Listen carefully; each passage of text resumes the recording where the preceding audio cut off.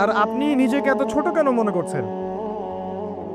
আপনিও আল্লাহর সেই বান্দা, যে বান্দা আমি, যে বান্দা আর 10 জন মানুষ।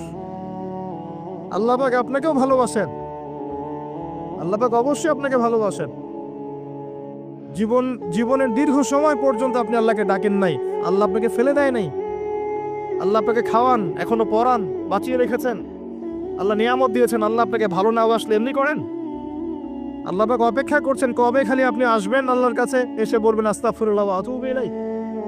আল্লাহ পাক অপেক্ষা করে বসে আছেন আপনার জন্য। আপনি কোথায় যাচ্ছেন? ফাআইনা তাযহাবুন। আল্লাহ পাক বলেছেন ফাআইনা তাযহাবুন, কোথায় যাচ্ছ তোমরা?